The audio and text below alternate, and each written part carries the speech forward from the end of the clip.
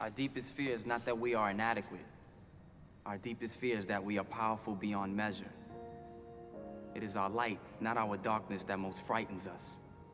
Your playing small does not serve the world. There is nothing enlightened about shrinking so that other people won't feel insecure around you. We were all meant to shine as children do. It's not just in some of us, it's in everyone. And as we let our own light shine, we unconsciously give other people permission to do the same. As we are liberated from our own fear, our presence automatically liberates others.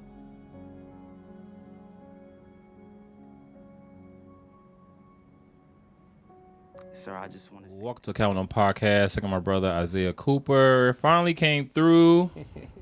Thank you so much, brother, man. Of course. Thank you for the invitation. How you doing today, man?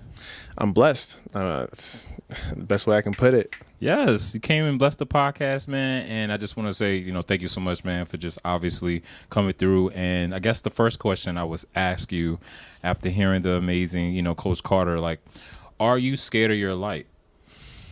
Wow. That's and I've seen the Coach Carter movie hundreds of times, and this part kind of really grew on me because I started to understand it as I got older. Being someone who, especially like let's just say in sports and your light can be translated to a lot of different aspects of life.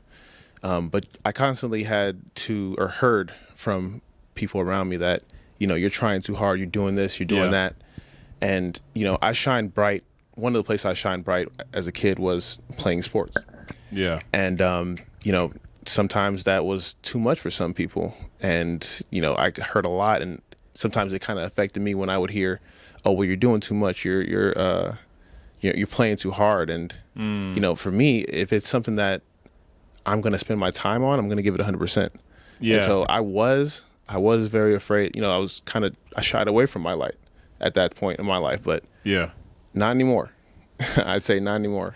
Yeah, and he's telling the truth. This dude has literally, so I play basketball with this guy. This dude has grabbed 22 rebounds. This dude the only one to get 22 rebounds and save your company 20% on raw materials in the same day.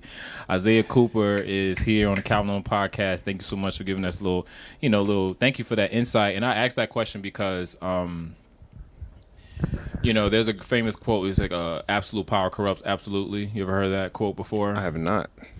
Yeah, so it's a very famous quote, and it's a quote that kind of deters people from positions of power, like becoming mayor. Like you ever hear people say, I don't want to become a politician because I don't want to be corrupt. Right. Mm-hmm. And there's actually research that shows that people that are power hungry are the ones that mostly get power, where people like me and you, right, who don't want it, right? And that's why I asked the question, like, you know what I'm saying, are you scared of your light? We don't recognize that. My mom used to always call me, you Barack Obama, Calvin. You know what I'm saying? Like, you are Denzel Washington. I'm like, no, Mom, I'm me. But then she's telling me this because she wants me to understand you can be just like those people, right? But why do we not, you know what I'm saying, put ourselves in those positions of power like the psychopaths, like the Walter Whites, like the, you know what I'm saying, the Donald Trumps who can literally be gangsters and wanksters all on TV and flaunt with the power, right, when we are just generally out here trying to coach kids and, do God's work? That's an amazing question.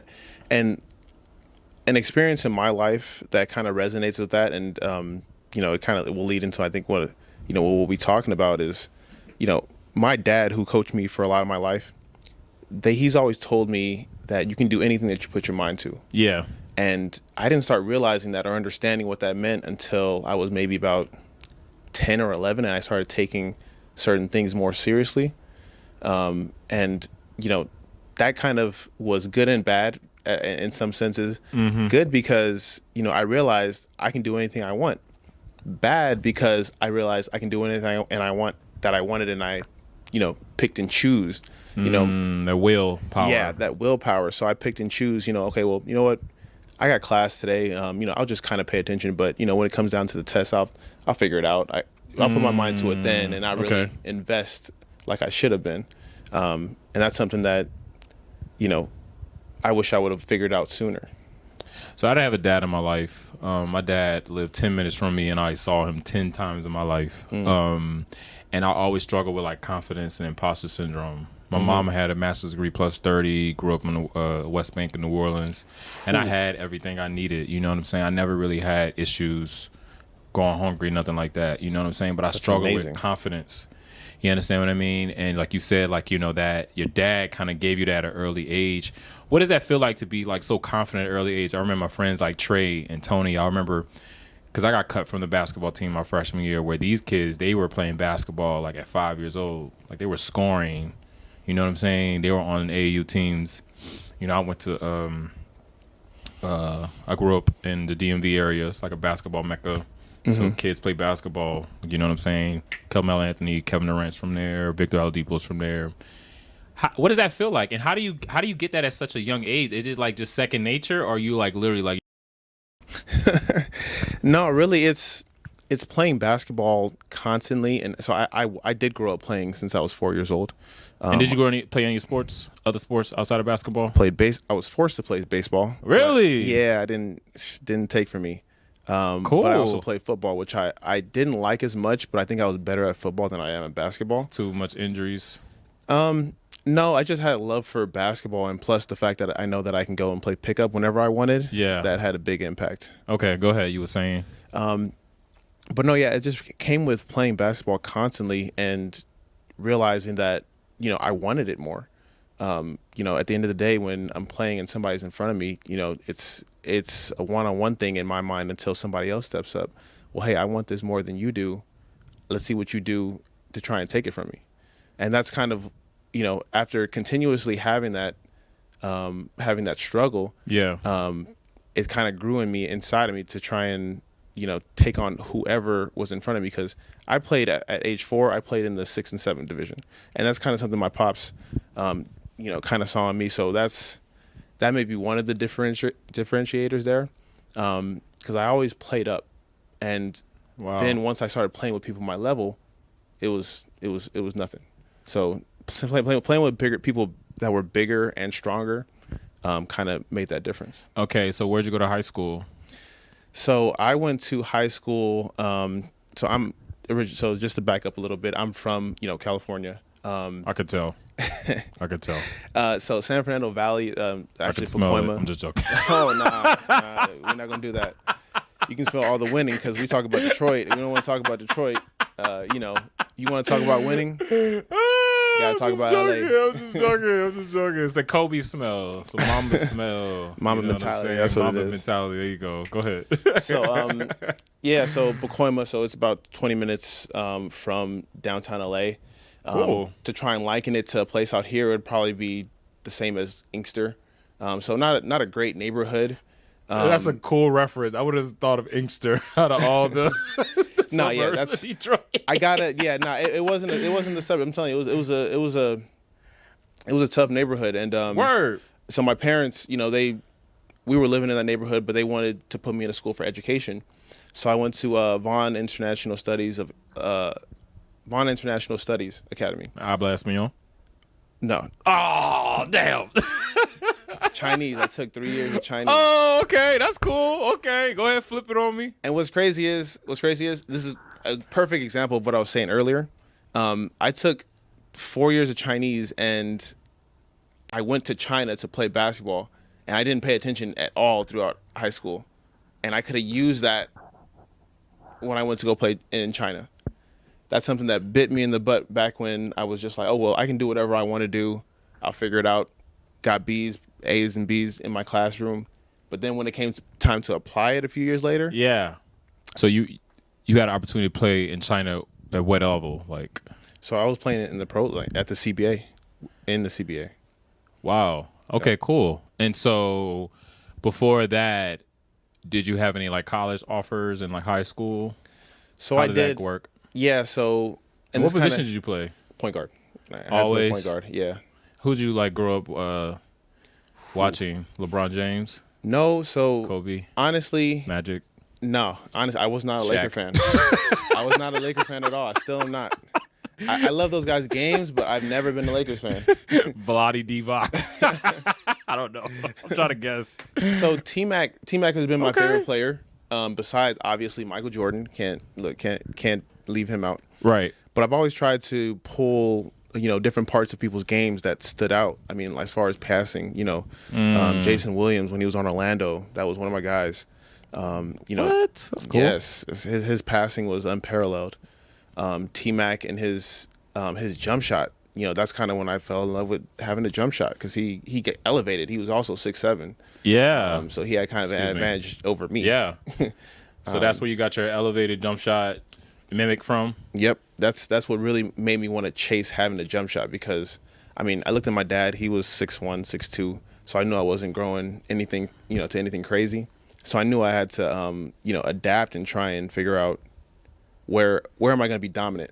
Where am I going to, how am I going to level out the playing field when I'm playing against people who are taller? So before we go talk about like after high school, what's it like teacher Chip you'll give out there? You know what I'm saying? Like you talk about your dad a lot. I'm assuming you had other coaches, you know what I'm saying? Equity is like a big thing now, like yelling at kids. I don't know if you saw the video about the coach who punched the kid in the chest. But back in the day, that was happening. That was normal. You know what I'm saying? That was normal. Now you can't do that no more, right? And rightfully so, right? Because we want kids to be able to obviously cope with their issues mentally and not having to cope with issues physically or substantially, or we want to be able to model that, how to handle emotions, right? How to speak when you're angry, right? Or when you're disappointed, and not using force all the time. You know what I'm saying? Yeah. But outside of that though, like what's just like a tip you'll give just in general? I would say, and this is going to sound pretty basic, but, one, play your game and make sure that nobody can take you out of your game, whether that be the other team or even your coach.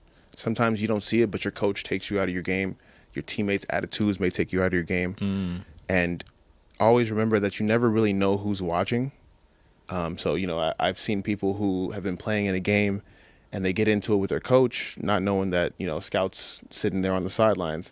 And it sounds like some made up stuff, some stuff that's like, I've seen this in a movie somewhere, but it's happened multiple times. And I mean, a lot of people they never really notice who's watching. And some of the opportunities, especially if you're not well connected, if you don't have, let's say a dad around, or, a support group who really has connections to get you to the next level, some of the best opportunities are going to come when you least expect it. Hey, that opportunity for me in China happened when I was playing in a pickup game. No, not a pickup game, sorry. It was a rec league. Right. I was playing in a rec league, and this guy, I was killing this team.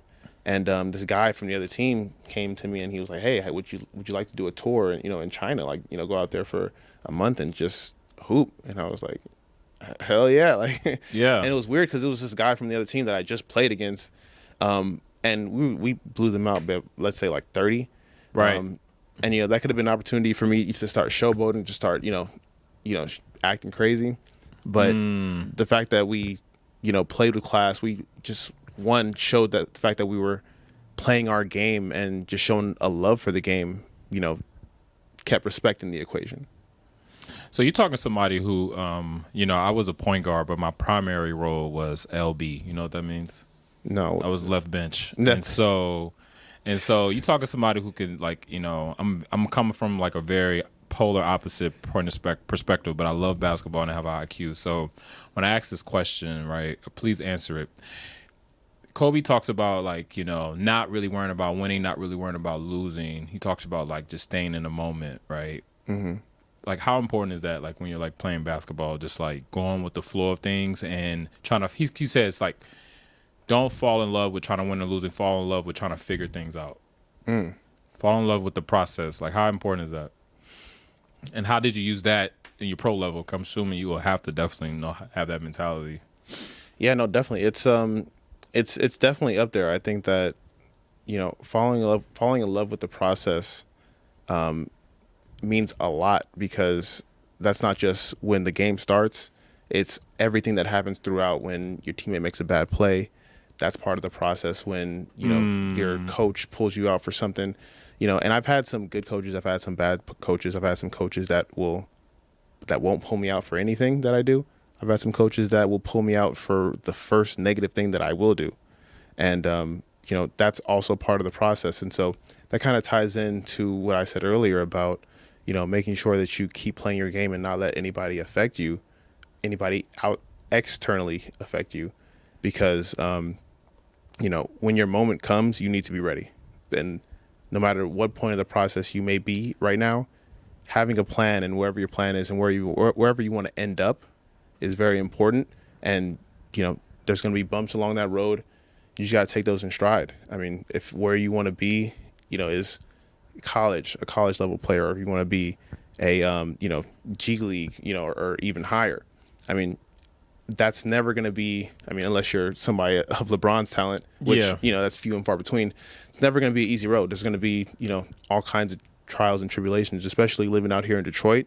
I've only been here for 4 years, but there's a lot of competition. There's a lot of talent here. And so you have to find some kind of way to really stand out.